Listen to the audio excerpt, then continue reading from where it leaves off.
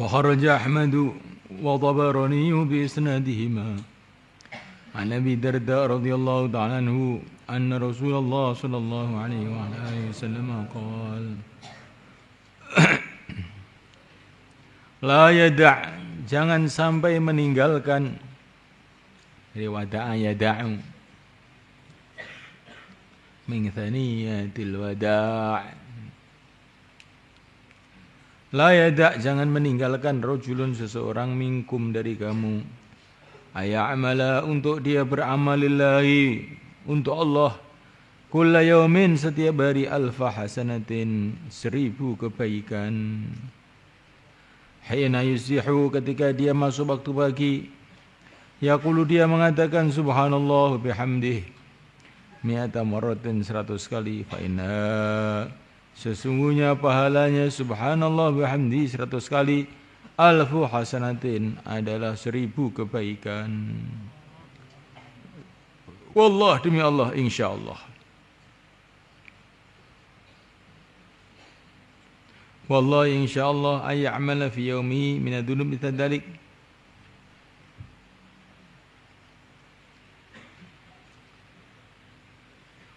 Wallah demi Allah insya'a bila menghendaki Allah ay ya'mala untuk dia beramal fi yawmihi di dalam seharinya min ad-dunubi dari dosa-dosa misla dzalika seperti 1000 kebaikan tersebut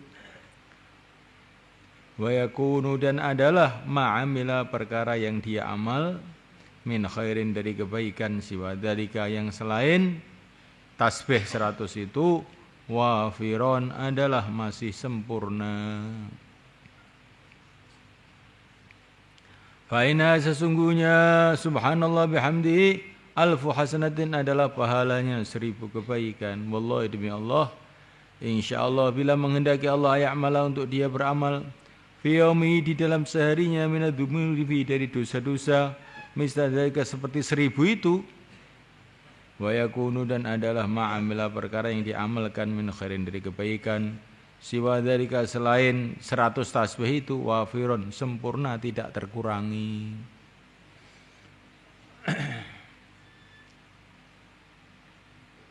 ini maksudnya gimana ini Jangan kamu meninggalkan untuk beramal setiap pagi 1000 kebaikan. Yaitu membaca subhanallah bihamdihi 100 kali. Demi Allah, kalau Allah takdirkan, insyaallah ya'mala itu maksudnya demi Allah, kalau seumpama Allah takdirkan gitu terjemah bebasnya begitu. Seumpama Allah takdirkan dalam hari itu dia berbuat 1000 dosa, maka 100 tasbih tadi akan jadi penghapus 1000 dosa itu. Dan kemudian apa yang dia amal kebaikan selain 100 tasbih itu, sholatnya, zakatnya, puasanya, hajinya, ngajinya, dan sebagainya, wafiron masih utuh.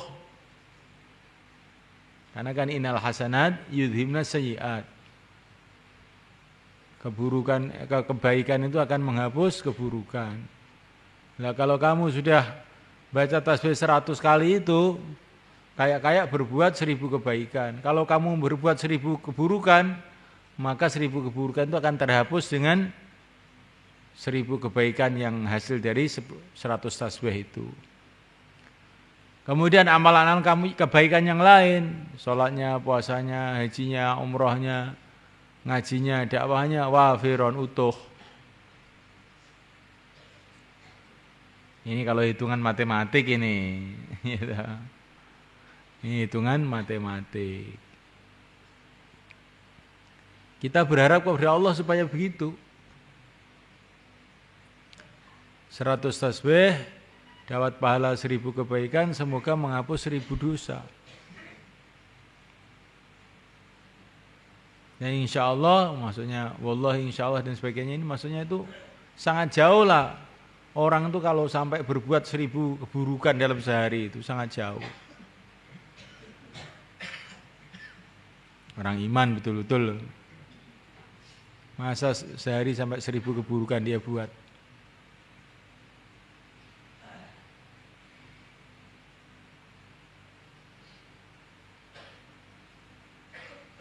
Kalaupun dia beramal 1000 keburukan, terhapus dengan 100 tasbih itu. Amalan yang lain utuh. Ini kalau perhitungan manusia maksudnya. Tapi kita ini masih perlu ada perhitungan lain. Karena Allah berfirman, innama yataqabbalullahu minal muttaqin. Yang Allah terima itu hanya orang-orang takwa. Nah, apa kita ini sudah takwa betul atau belum?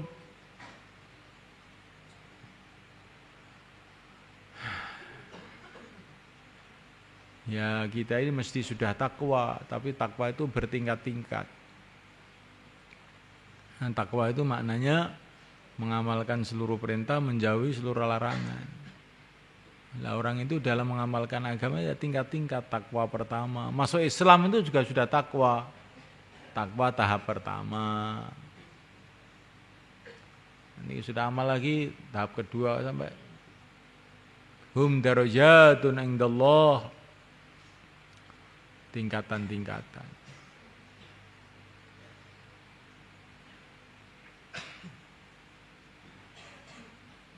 Nah, baginda Nabi itu dalam hadis ini memberikan harapan-harapan yang besar kepada kita.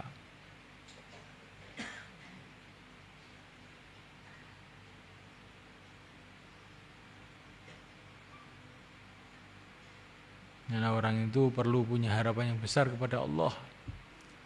Allah itu tidak ada batas rahmatnya.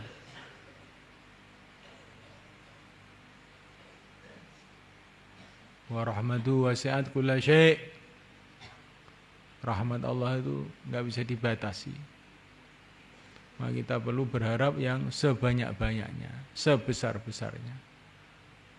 Kalaupun amal kita ini ya lemah sedikit, tapi berharap yang besar-besar. Nah, yang besar-besar menurut kamu di sisi Allah itu kecil saja. Enggak ada perkara besar di depan Allah itu.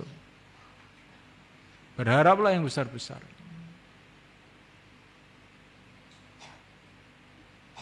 Kalau Allah tidak kasih kamu di dunia, Allah akan kasih kamu di akhirat.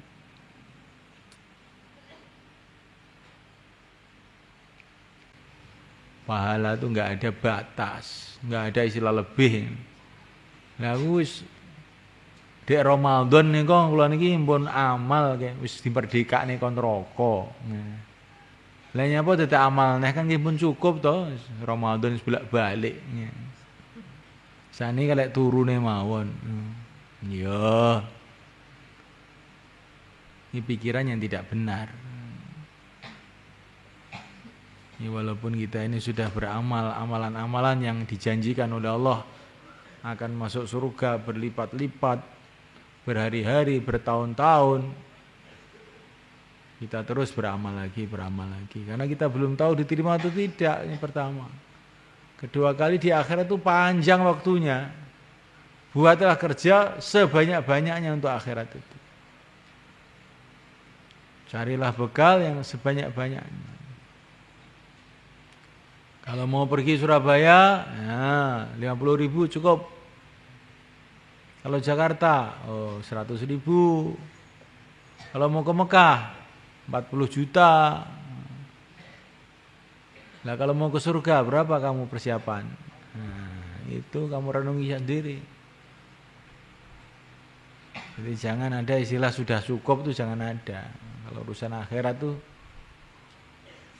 lagi dan lagi. Seumpama ada orang yang boleh merasa cukup para nabi. Tapi para nabi itu tidak merasa cukup, masih terus amal habis-habisan.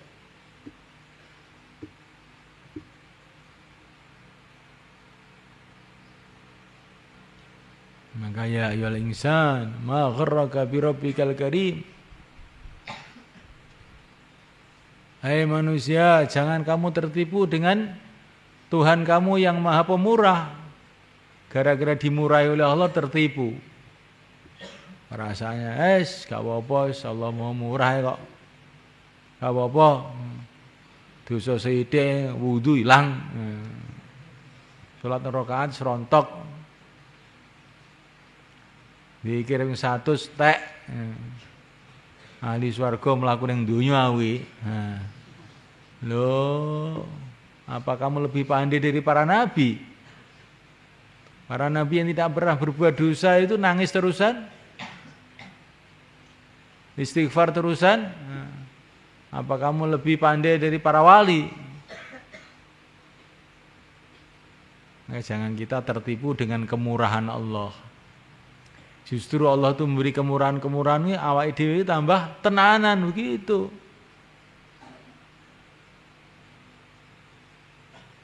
Orang itu kalau orang baik disayangi itu ngerti, tambah taat. Disayangi sama orang tuanya itu sabar, berbuat salah senantiasa dimaafkan. Maka anak yang pandai terus gak berani berbuat salah lagi. Wah, ayah saya itu sudah begitu sayang sama saya, begitu pemurah sama saya masa berbuat buruk sama ayah saya. Tapi kalau namanya anak dungu, tolol, bodoh, alah ayah saya apa bisa marah? Gak apa-apa, berbuat seenaknya. Nah, lama-lama ayahnya ini gak tahan, giyebuk anaknya itu belek gitu. Nah kita itu dengan Tuhan itu begitu. Kasih kemurahan, malah kurang ajar. Nah itu nanti bagaimana itu kalau Allah marah? Siapa yang akan bisa menyelamatkan kita? Mafhum ya kawan?